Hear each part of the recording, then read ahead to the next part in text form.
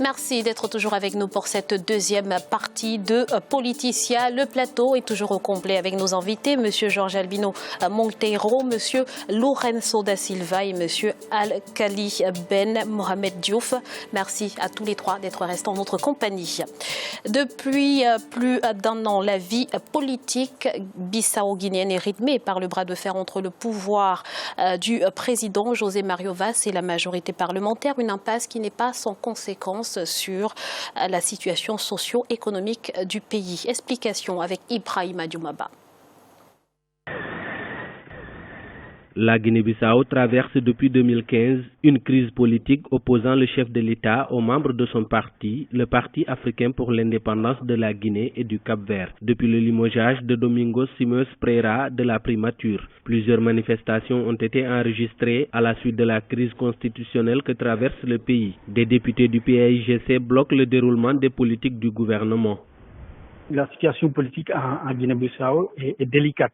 L'accord qui a été signé n'a pas été respecté et le PAIGC, le parti majoritaire, s'oppose au gouvernement. L'impasse est d'autant plus dure que depuis 18 mois, le Premier ministre ne peut pas faire adopter son programme et son budget à l'Assemblée nationale dominé par le PAIGC. Cette crise politique a entraîné une crise économique. Le gouvernement bissau-guinéen a augmenté les taxes et les impôts sur certains produits de consommation. Cela fait suite à la suspension de l'aide internationale et de la coopération des institutions comme la Banque africaine de développement, du Fonds monétaire international, mais aussi de la Banque mondiale. Une situation qui augmente les risques de contestation sociopolitique. Malheureusement, il y a des risques d'embrasement de ce pays.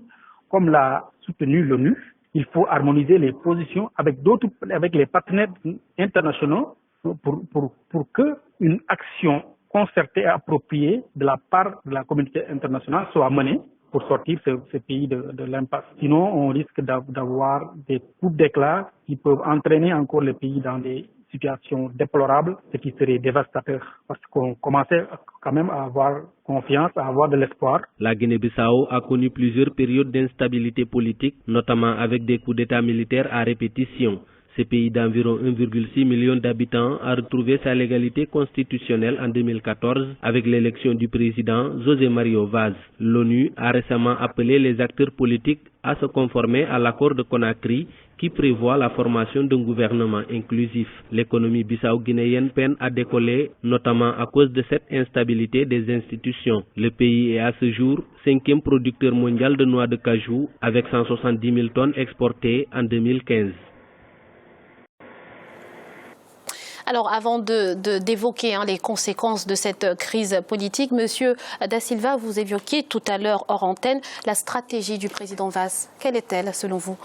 À mon avis, le président cherche aujourd'hui à mettre en place ses hommes. Parce que c'est quelqu'un qui, en le connaissant, en le voyant tel qu'il dirige le pays, ne fait confiance à personne qui ne soit pas son proche.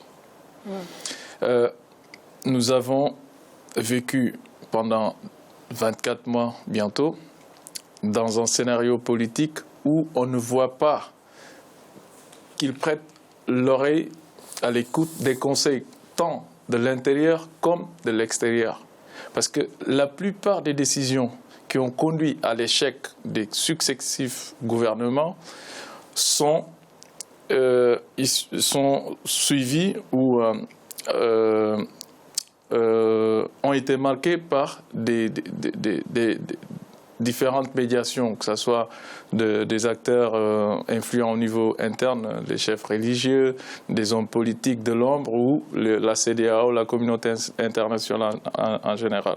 Mais au niveau de la Guinée-Bissau, on sait et on le voit que dès l'instant où le PAIGC accepte de se mettre autour d'une table pour dire au président « on vous accorde une souveraineté dans la composition du gouvernement », c'est-à-dire indiquer un certain nombre de personnes pour pouvoir prendre soin des portefeuilles qui vous tiennent à cœur le plus dans les finances, les ressources naturelles, parce qu'il a beaucoup insisté sur ces secteurs-là lors de la campagne présidentielle.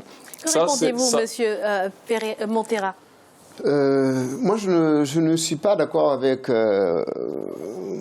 le propos de mon collègue Lorenzo, bon, mais il est tout à fait normal. Hein, on est dans une démocratie. Hein. Mais je pense que si on regarde au fait le gouvernement qui est en place, ou bien les gouvernements qui sont succédés, donc Bassirou Dia, il est de PSDC. Domingo Simões Pereira, il est de PSDC. Sissoko, il est de PSDC. Carlos Correa, il est de PSDC. Et quand on regarde même au niveau d'autres ministères, il y a des ministres qui ne sont pas issus de PSDC. Il y a PRS, il y a les autres formations politiques. Mais affirmer que le président essaye de mettre ces hommes, je ne pense pas que ça c'est une stratégie du président. Mais de toute façon, le chef d'État reste chef d'État. Il est demain responsable de son quinquennat. C'est la réussite de son quinquennat. Notre pays a passé des années avec des situations difficiles et qu'il faut discipliner les gens. Il faut qu'il y ait la règle. Est-ce que je peux te couper? Excuse-moi de te couper la parole. Juste pour te dire une chose. Tu parles du quinquennat du président de la République. Mais n'oublie pas que dans la constitution de la République bissau-guinéenne, lorsqu'on parle d'une législature, on a le mandat du président qui est de 5 ans et le mandat du gouvernement qui est de 4 ans. Et dans le contexte actuel, on sait que le gouvernement a un programme à défendre, c'est-à-dire le PAIGC. Mais le président, tel qu'il dirige le pays, il n'a pas de programme. Ça, on est sûr. Comment il n'a pas de programme? Non, il n'a pas de programme. Il a été élu avec un programme. Il n'a pas présenté un programme. Mais il était élu. Non, parce que c'était le candidat du PAIGC. Le président a présenté il est du PAIGC. Exactement. Mais aujourd'hui, le président... Mais il n'a pas le contrôle du PAIGC. C'est ça le problème. C'est parce qu'il ne porte pas le PAIGC dans son cœur, en tant que chef de l'État, en tant que président élu, avec un mandat qui lui a été accordé par le PAIGC. Il faut qu'on soit clair sur ça. Aujourd'hui, au Sénégal, dès l'instant où Macky Sall décide de ne plus s'allier avec l'APR et sa majorité... C'est pas possible. Attendez. La différence, monsieur Da Silva, c'est que dans la plupart des autres pays, le président contrôle son parti. C'est le chef de son parti, donc c'est vraiment personne là, c'est lui qui dirige. Indépendamment du fait de contrôler le parti, il y a le dialogue qui doit être permanent. Il y a la concertation et la coordination qui doit exister. Dans le cas de la Guinée-Bissau, le président... Il n'y a pas de dialogue. Pourquoi? Parce que le président a fermé les portes au PAIGC. Non, c'est faux quand on dit que le groupe des fondeurs représente le PAIGC auprès du président. Excuse-moi, Georges, parce qu'on voit tous les jours le président entouré de ce groupe de 15 députés frondeurs, plus un groupe du PRS et quelques petits partis qui lui sont... Mais pourquoi? Il faut qu'on admette que... Vous parliez tout à l'heure du contrôle du parti, justement, qui pose problème. Est-ce que pour solutionner, justement, cette problématique, il ne faudrait pas, à l'avenir, faire en sorte que le président du parti, par exemple, soit le candidat à la présidentielle, Monsieur Diouf? Mais ça nous ramène à ce problème constitutionnel. Exactement. C'est quand même la source de tous ces problèmes, c'est la Constitution. C'est une très mauvaise Constitution. Moi, de mémoire vraiment de professionnel, je n'ai pas souvenance ou un souvenir d'une Constitution aussi hybride. Le régime ne change. La Guinée-Bissau avait le président Nino qui était président, chef de l'État, chef du gouvernement, il était tout à l'époque. Le Sénégal. Merci, monsieur Monsieur Montero. Le Sénégal, la constitution sénégalaise est différente de notre constitution. Tout à fait. Donc, la constitution bissau-guinéenne en soi est particulière. Très particulière. Donc, et c'est pour cela que la vision de la CEDEAO, il faut pas différente de celle du Cap-Vert. Non. On a une particularité avec le Cap-Vert. On n'a pas le même problème. On n'a pas le même problème avec le Cap-Vert. Les Cap-Vert n'ont jamais eu coup d'État. Cap-Vert, ils n'ont pas les mêmes problèmes sociaux que nous. C'est pas un argument politique. Non. C'est pas un argument politique. Non, si. Mais pourquoi? Pour créer la confusion dans le pays. Non. Qui a créé confusion? C'est le président? Mais oui, c'est parti de lui. C'est parti de lui. Georges, on est parti de l'accord de Conakry où il y a 10 points qu'il fallait respecter. Lui, au retour de Conakry, parce qu'il y a une chose. Justement, laissez-moi finir. Alors, monsieur Da Silva, on va laisser M. Montero terminer. Laissez-moi finir.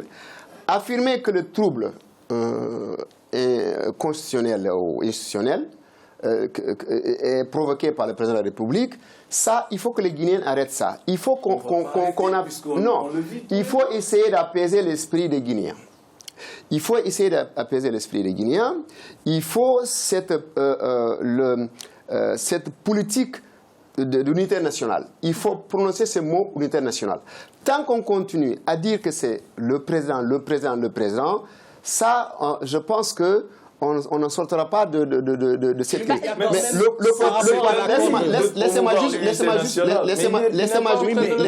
Laissez-moi juste finir. L'accord de Conakry. Sur le premier point, la procédure constitutionnelle le choix du Premier ministre. Le choix consensuel du Premier ministre. Le choix consensuel. Voilà, il doit être c'est-à-dire que le président il a un mot à dire là-dedans. Oui, mais il n'a pas respecté. Il a appelé les différents acteurs pour s'asseoir autour de table et leur dire. Alors, messieurs, on va essayer de prendre le point de vue, s'il vous plaît, de M. Diouf. Combien de fois le président convoque une réunion de haut niveau et la direction actuelle de PSC boycotte la réunion. Oui, ils font ça tout le temps. Pour en revenir à Monsieur Montero, l'accord de Conakry, pour en revenir à l'accord de Conakry, il y a quand même une candidature qui était plus ou moins consensuelle, qui avait été présentée, c'est celle d'Augusto Olivaïs, mais ça n'a pas été entériné par le président de la République. Il n'a pas retenu, il a nommé quelqu'un d'autre. Donc il ne pouvait pas y avoir de sortie de crise. Le président, dans ses pouvoirs, il a des mots à dire sur le choix d'un Premier ministre. Oui. Ça, c'est clair et net. Et donc, si on veut sortir de là, le président, on change changeons la constitution de la Guinée-Bissau. Tant qu'on n'a pas changé ça. C'est pas le changement de la constitution qui va... S'il avait respecté la constitution actuelle, moi, je pense qu'il n'y aurait pas eu de crise. On serait sorti de la crise. Parce que il y a un candidat qui faisait quand même, il y avait un consensus qui est Augusto Olivaïs. C'est pas que c'est pas marqué ici. Montrez-nous alors la signature, là où c'est marqué, c'est Augusto Olivaïs. Est-ce que selon vous, Monsieur Montero, est-ce que selon vous, le président Vaz, répondez à la question, s'il vous plaît, est-ce que selon vous, le président Vaz respecte les accords de Conakry? Bien sûr qu'il respecte les accords de Conakry. Ce n'est pas ce que dit la CEDEAO, en tout cas. Non, il n'a pas respecté. Non, il n'a pas respecté. Pourquoi? Non, mais pourquoi? Qu'est-ce qui a été respecté selon vous? Pourquoi la CEDEAO ne montre pas la feuille ou bien la signature où on dit que c'est M. Tel qui doit être le Premier ministre? Non. Il faut arrêter tout ça. Actuellement, le PAIGC demande assez récemment, depuis quelques jours, le PAIGC a demandé la démission du gouvernement pour que l'on nomme justement une personnalité consensuelle. En l'occurrence, M. Augusto Olivaïs. Lorsque le Premier ministre est nommé, il va jusqu'à 2018. Oui. On n'est pas là pour à chaque fois de changer Premier ministre. C'est ça. C'est ce que fait pour l'instant le président. Le président a manipulé les accords de Conakry en sa faveur. Ça, c'est clair. Parce que les 3 personnes qui ont été proposées l'ont été par lui-même, président de la République. C'est lui qui a ramené la liste. Or, c'est la charge du PAIGC. Oui, le PAIGC avait ses candidats. Mais lorsqu'ils sont arrivés à Conakry, ils ont été confrontés avec la proposition du président de la République. Ils se sont reculer en disant, bon, puisque parmi les trois, il y a un nom qui peut nous convenir, celui d'Augusto Olivache, ben, on le soutient. Mais on est dans le cadre d'une négociation, d'un accord politique. Alors, messieurs, avec différents partis prenants. Le PAGC a fait ses lobbies, il a obtenu plus de partenaires pour soutenir le candidat qui lui convenait. Le PRS n'a pas voulu d'Olivache pour une simple raison. Ils ont évoqué l'histoire du passé. 2004, il y a eu une contestation de résultats, ils ont manifesté, il y a eu un militant du parti qui a été assassiné, alors qu'Olivache était secrétaire permanent du parti à l'époque, il n'a pas condamné. Ça, c'était dans leur droit. Le président de la République, au retour, les arguments qu'il a apportés pour dire « Ah, Olivache, il avait été choisi, mais je crains qu'en le mettant à ce poste, il ne bénéficie pas du soutien du PRS et des 15 députés. » Pourquoi? Parce que je sais que le PAGC ne détient plus la majorité. Mais il a omis une chose. Dans l'accord de Conakry, il était prévu que les 15 députés réintègrent le parti. Mais pour que le PAGC... Sans condition. Sans condition. Oui, mais sans condition, ça veut dire quoi? Non seulement que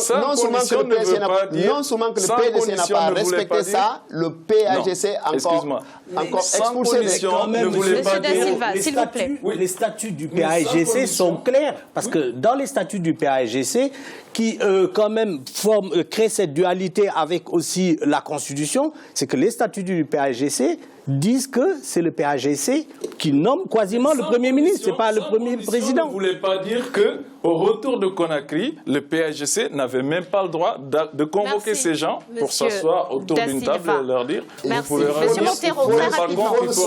Il faut nous sortir la feuille où ils ont écrit que c'est M. Olivache est nommé Premier ministre. Il faut sortir ça. Il faut le sortir. Oui, c'est ça. C'est une fausse excuse. Nous parlons maintenant vrai. Il faut parler vrai. Il faut parler avec les faits. Il faut parler avec les Merci, Monsieur Montero. Nous allons à présent marquer une nouvelle pause. Ne bougez pas dans quelques instants la suite de Politicia. Tout de suite.